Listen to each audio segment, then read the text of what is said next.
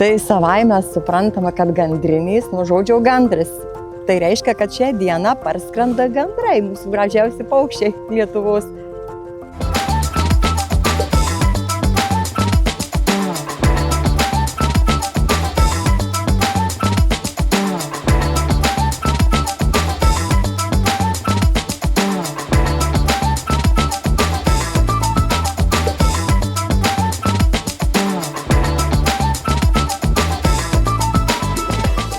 Ir jie yra ne šiaip savo paukščiai, bet jie yra mūsų tautinis paukštis, gandras ar ne, ir todėl, kad jisai labai įspūdinga išvaizda, įspūdingas dydis ir yra labai mūsų krašte gerbiamas ir mylimas, o ypač vaikai laukia gandrų. Pavasario laukia visam pasaulyje, to atsinaujinimo, atbudimo, atbunda gamta, o tai reiškia ir visa gyvastis, gyvybė, ir paukšteliai, ir gyvūnai.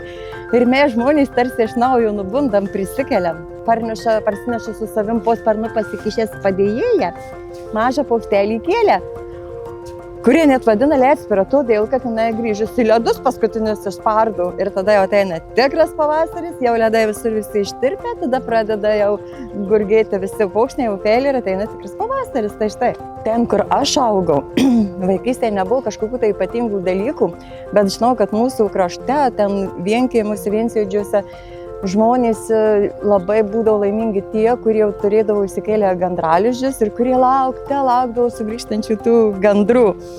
O jeigu dar iš tikrųjų tą dieną ir grįždavo gandras, tai jau sako, ta sodyba tai iš viso tais metais bus laiminga. Ir gandras daug labai spėjimų visokių liaudis turėjo.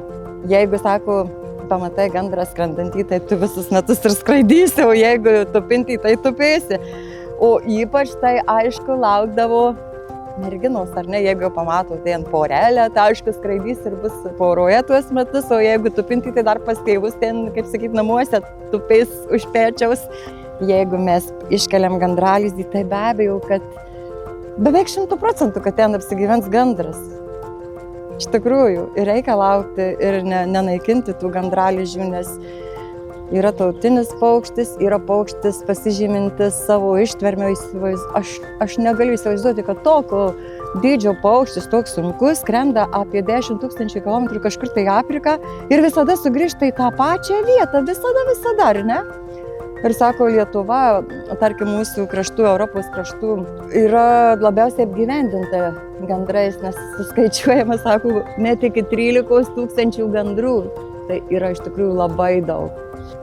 Patiems reikia nuolatos savo priminti, gal net kiekvieną rytą prisibudus, kad mes galim būti tik tai tada laimingi, kai mes gyvenam ne patys savo dėl savęs, bet kai mes atsimerkiam, atsikėlę ir apsidairom, pamatom dangų, saulę, debesis, išgirstam paukščių čiulbesį, pamatom savo žmones, artimiausius gyvūnus ir bandom suvokti, kad mes esam tik tai labai nedidelė dalis visumos ir kad mes turim būti dėkingi ir tiems gandrams, ir toms gegutėms, ir saulei, ir karveliai vaikšto visiems.